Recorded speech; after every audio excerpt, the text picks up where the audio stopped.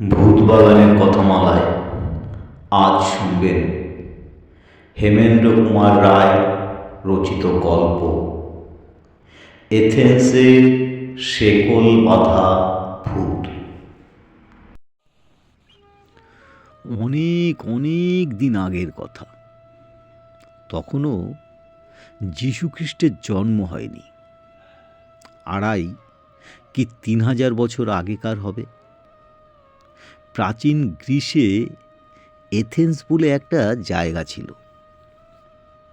Athens কিছু অপরিচিত নাম নয়, সবাই এর নাম শুনেছে। সেই এথেন্সের একটা পাহাড় ঘেরা ছোট্ট গ্রামে এক জঙ্গলের মধ্যে পুরনো একটা বাড়ি ছিল। বাড়িটা অবশ্য অনেক দিন ধরে খালি পড়েছিল। একে তো নির্জন পাহাড়ি অঞ্চল, তার উপর বন জঙ্গল দিয়ে ঘেরা পরিবেশ, তাই আবার পরিত্যক্ত। লোকজন না থাকলেও বাড়িটা কিন্তু খুব একটা ভাঙাচোরা অবস্থায় ছিল না। অর্থাৎ ইচ্ছে করলে পরিষ্কার করে বা সামান্য সাজিয়ে গুছিয়ে নিলে লোকে অনায়াসেই সেইখানে বসবাস করতে পারত। আসলে সবাই কি আর লোকজনে ঠাসা ভিড় হই হট্টগোলের মধ্যে বাস করতে পছন্দ করে? অনেকেই নির্জন শান্ত পরিবেশে নিজের মতন করে থাকতে ভালোবাসে। কিন্তু আশ্চর্যের ব্যাপার, ওই বাড়ির যে মালিক, সে কিন্তু হাজার চেষ্টা করেও অনেক দিন পর্যন্ত কাউকে ওই কুঠিটা ভাড়া দিতে পারেনি। আসলে পাহাড়ের উপর নির্জন জঙ্গলের মধ্যে অবস্থিত ওই কুঠিটার বেশ বদনাম হয়ে গেছিল। একবার এক শান্তিপ্রিয় ভদ্রলোক কুঠিটা দেখে লোভ সামলাতে পারেননি। তিনি ছুটির অবকাশ কাটাবার জন্য ওই নির্জন কুঠিটাকে বেছে নিয়েছিলেন কয়েকদিন শান্তিতে কাটাবেন বলে। কিন্তু পরদিন সকালে দেখা গেল লোকটির মৃতদেহ পড়ে আছে কুঠির দালানে। প্রথম প্রথম ব্যাপারটা নিয়ে তেমন কেউ মাথা ঘামায়নি, তবে যারা তার মৃতদেহ দেখেছিল তাদের মধ্যে কিছু সন্দেহ দানা পাকিয়েছিল। কারণ মৃত্যুর পরেও লোকটির চোখে মুখে একটা অস্বাভাবিক ভয় লেগেছিল, আর চোখ দুটো ঠেলে বেরিয়ে আসছিল। কিন্তু পরে, বেশ কিছুদিন পরে, আর একজন সৈনিক সেই বাড়িতে এসেছিল রাত কাটাতে। লোকটি ছিল অসম্ভব সাহসী। সেই লোকটি প্রাণে মরেনি ঠিকই, কিন্তু তার মুখ থেকে রাত্রির অভিজ্ঞতা যা শোনা গিয়েছিল তা ছিল রীতিমতো ভয়াবহ। খাওয়া দাওয়া সেরে রাত্রে সবে সে শুতে গিয়েছিল, এমন সময় সে হঠাৎ দেখতে পেল ছাই রঙের দাড়িওয়ালা ইয়া চেহারার বিশাল এক বুড়ো হাতে পায়ে শেকল লাগানো অবস্থায় ঘুমন্ত সৈনিকের সামনে এসে দাঁড়িয়েছিল। তার মুখ থেকে কেমন এক ধরনের গো গো গো গো আওয়াজ বেরোচ্ছিল। সৈনিক পুরুষটি মারা যায়নি, কিন্তু অজ্ঞান হয়ে গেছিল। পরদিন জ্ঞান ফিরে আসার সঙ্গে সঙ্গে সে সেই কুঠি ছেড়ে পালিয়ে এসেছিল। সৈনিকটির মুখে সেসব কথা শোনার পর সারা গ্রামে আতঙ্ক ছড়িয়ে পড়ল। এমনকি দিনের বেলা তো কোনো সাহসী লোক ওই বাড়ি থেকে পা বাড়াতো না। লোকমুখে কথাটা ছড়িয়ে পড়ার পরেই ভূতের বাড়ি বলে কুঠিটার অপবাদ হয়ে গেল। কেউ আর সাহস করে ওই কুঠির ত্রিসীমানায় পা বাড়াতো না। কুঠির মালিক যে ছিল সে লোকটা কুটিটা ভাড়া দিয়ে নিজের সংসার চালাতো। কিন্তু যে মুহূর্তে এই ধরনের একটা ভুতুড়ে প্রবাদ ছড়িয়ে পড়ল, তারপর থেকে আর কেউ কুটিটা ভাড়া নিয়ে কয়েকদিনের থাকার কথা ভাবতেও পারত না। ফলে হলো কি, কুঠিটা সবার কাছে ভূতকুঠি নামে পরিচিত হয়েই গেল। কেই বা সাধ করে নিজের প্রাণ বিসর্জন দিতে যাবে, শেষ পর্যন্ত বাধ্য হয়েই জলের দরে কুঠিটা বিক্রি করে দিতে চাইল কুঠির মালিক। কিন্তু কিনবে কে? শখ করে ভূতের রাতে প্রাণ খোয়াতে কেউ রাজি নয়। তবু একজন রাজি হল। কুঠির মালিক একজন খদ্দের পেলেন। লোকটি ছিলেন তখনকার দিনে একজন নাম করা দার্শনিক। দার্শনিক মানুষরা সাধারণত নির্জন জায়গায় থাকতে ভালোবাসেন। তিনি যুক্তি এবং তর্ক দিয়েই সব কিছু বিচার বা বিশ্লেষণ করতে ভালোবাসেন। লোকমুখে কুঠিটার অপবাদের কথা তারও কানে এসেছিল, কিন্তু দার্শনিক ভদ্রলোক মনে প্রাণে কোনো অলৌকিক ব্যাপার বিশ্বাস করতে চাইতেন না। তিনি ভাবলেন বাড়িটায় গিয়ে তিনি উঠবেন। মানুষের মধ্যে ভূতের ভয়ের অযৌক্তিক সংস্কারকে উড়িয়ে দিতে চাইলেন তিনি। কুঠির মালিকের কাছে গিয়ে তিনি কুঠিটি কেনার বাসনা জানালেন। মালিক তো হাতে স্বর্গ পেলেন। তিনি ধরেই নিয়েছিলেন এমন ভূতুড়ে বাড়ি কোনো দিন ভাড়া বা বিক্রি হবে না। তাই দার্শনিক ভদ্রলোকের প্রস্তাব শুনে মালিক যেন আকাশ থেকে পড়লেন। বলে কি এই বুড়ো, ভাড়া নয় একেবারে কিনতে চাইছেন? অত্যন্ত কম দামে তিনি সঙ্গে সঙ্গে কুঠিটি বিক্রি করে হাঁপ ছাড়লেন। আগেই বলেছি, যুক্তি ছাড়া দার্শনিক চলেন না। যা চোখে দেখা যায় না, হাত দিয়ে যাকে ছোঁয়া যায় না, অথবা অন্তর দিয়ে যাকে উপলব্ধি করা যায় না, তেমন কিছুতে তার বিশ্বাস আসবেই বা কেন?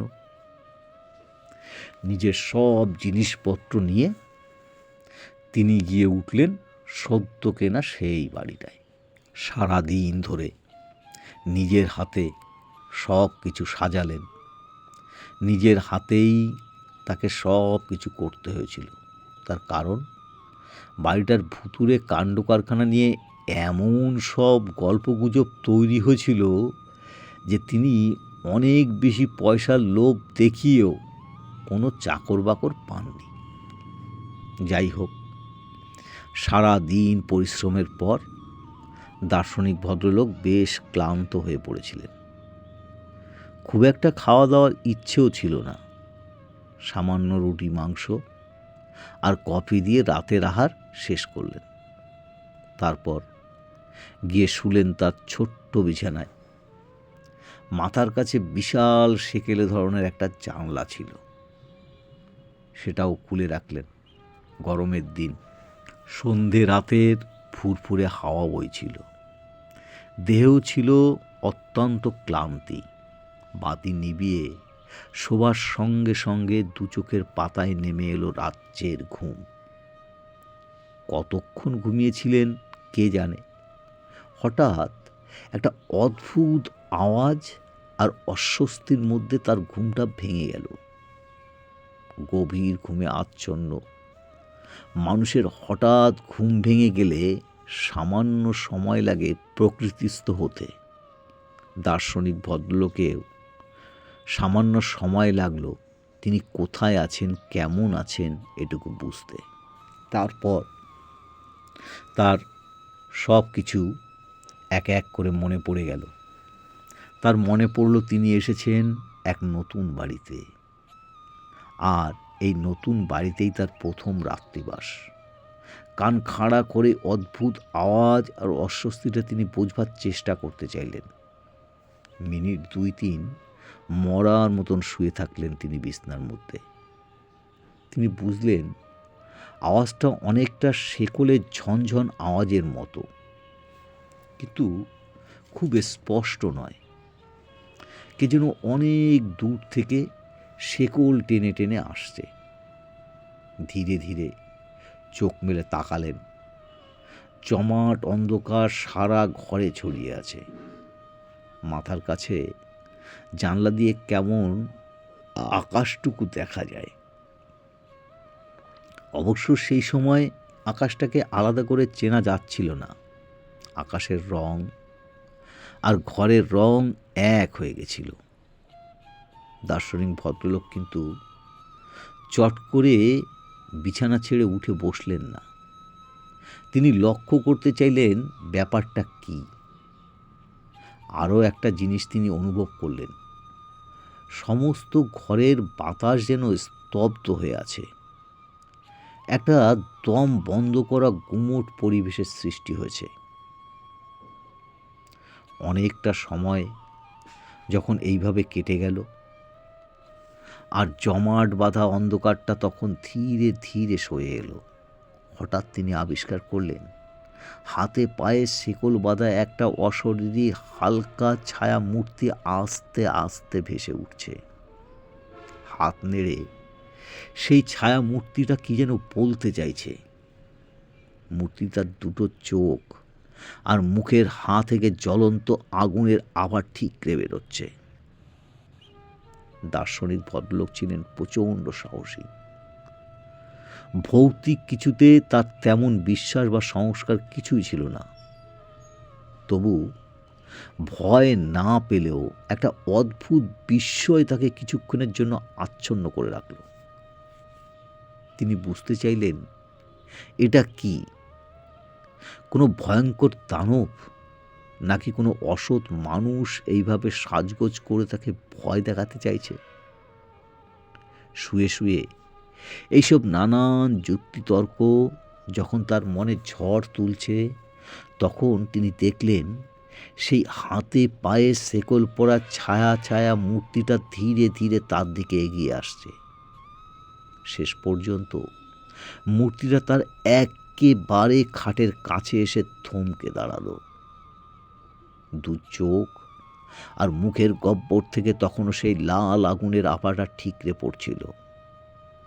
সে যেন মুখ হাঁ করে হাত পা নেড়ে কিছু একটা বলতে চাইছিল, আর তার হাত নাড়ার সঙ্গে সঙ্গে শেকলের ছনছন আওয়াজটা ক্রমাগত শব্দ তুলছিল।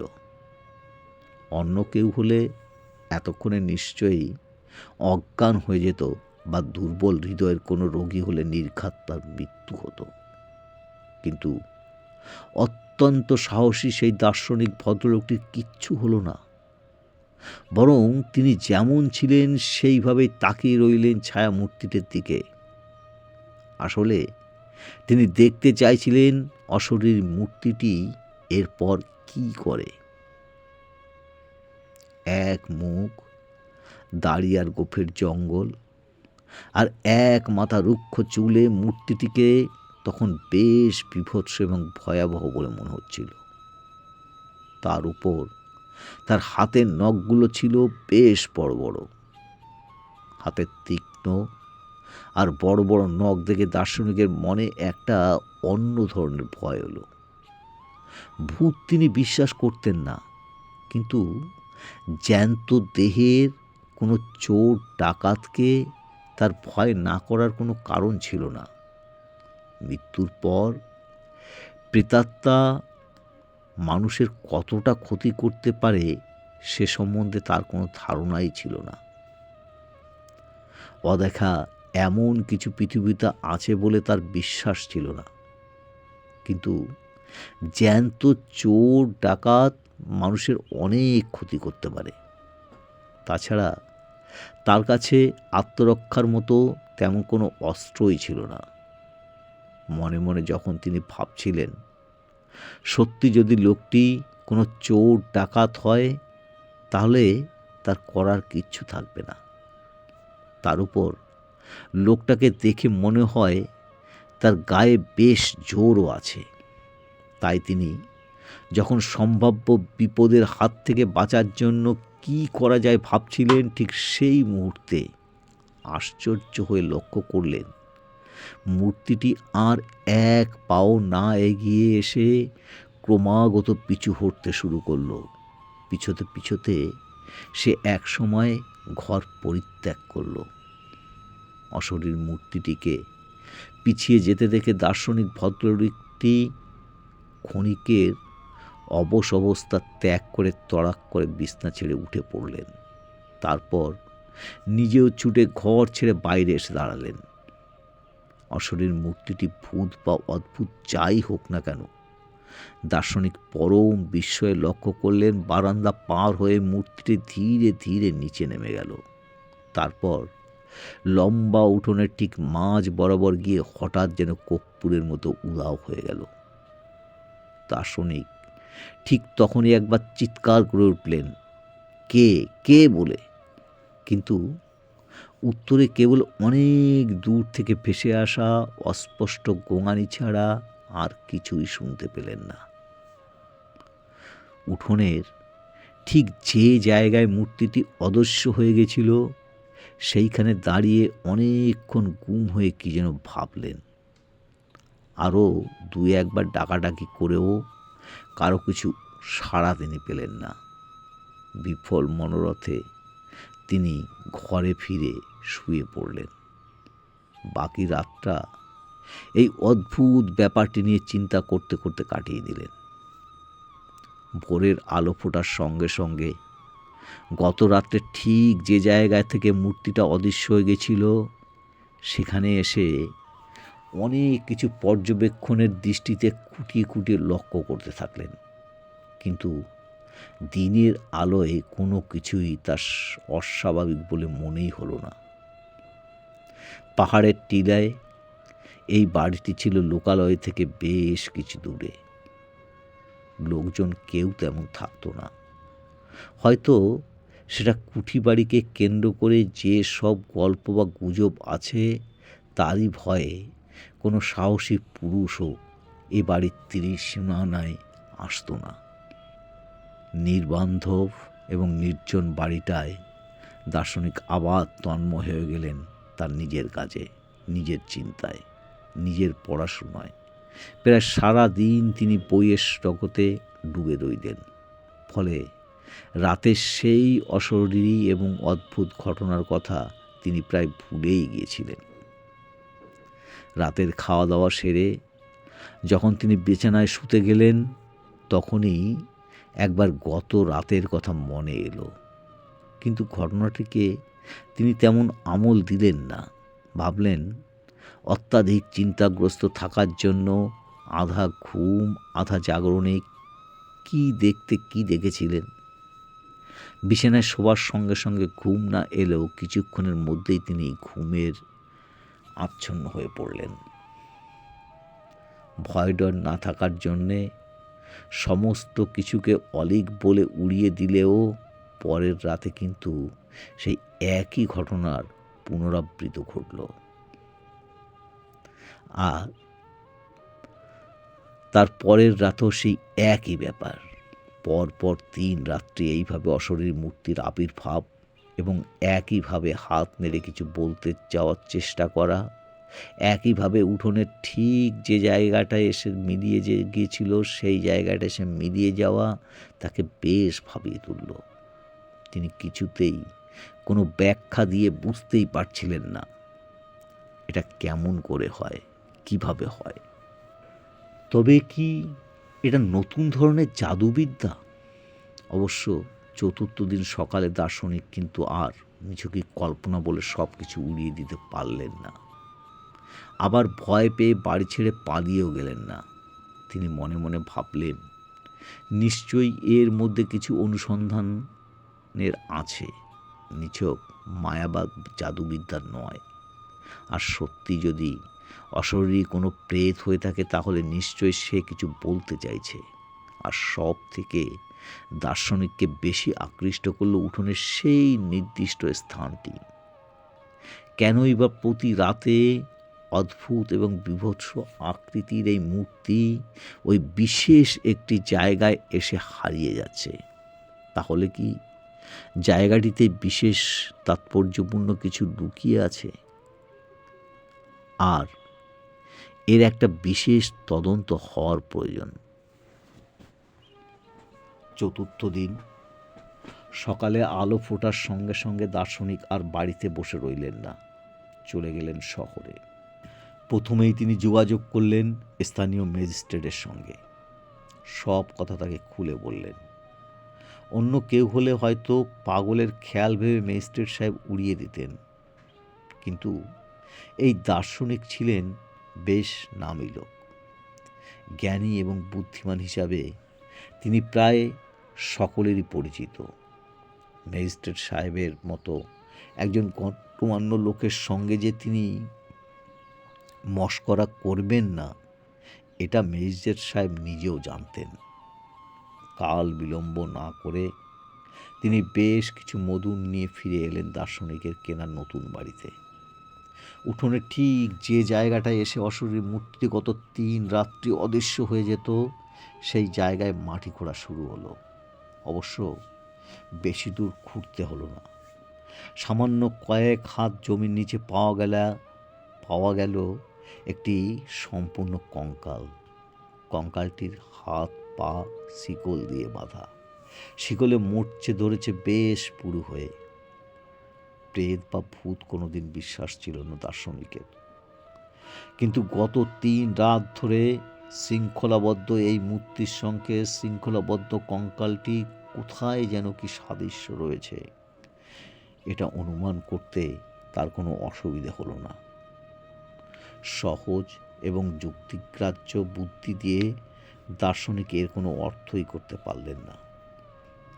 ম্যাজিস্ট্রেট সাহেবের পরামর্শে নিয়ম কানুন মেনে তার কঙ্কালটি যথাযথভাবে কবর দিলেন। আর সব থেকে অদ্ভুত ব্যাপার, কঙ্কালটি ভালোভাবে কবরস্থ করার পর আর কিন্তু কোনোদিনও কোনো রাতেই দার্শনিকের ঘরে সেই অশরীরী মূর্তির আবির্ভাব ঘটেনি। এরপর দার্শনিক বহুদিন সেই বাড়িতে বাস করেছিলেন। বহুদিন ধরে তিনি কবরস্থ কঙ্কালটির সম্বন্ধে খোঁজ খবর করেছিলেন, কিন্তু সঠিকভাবে কেউ বলতে পারেনি এই বাড়িতে কাউকে কোনোদিন কবর দেওয়া হয়েছিল কিনা। তবে ওই গ্রামের এক অতি বৃদ্ধর মুখে শোনা যেত, অনেক দিন আগে এক বৃদ্ধ কৃতদাসকে সামান্য অপরাধের জন্য ওইভাবে হাতে পায়ে শেকল বেঁধে জীবন্ত কবর দেওয়া হয়েছিল। এ ঘটনার সত্য কি মিথ্যা তা জানার উপায় নেই। তবে দার্শনিক এটুকু বুঝেছিলেন, মৃত্যুর পর আত্মার আসা যাওয়া থাকে, আর সে আত্মা যদি অতৃপ্ত হয় তাহলে অশরীরী রূপ নিয়ে মানুষকে দেখা দিতে চায়, হয়তোবা তার অতৃপ্ত আত্মার তৃপ্তির পথ খোঁজে।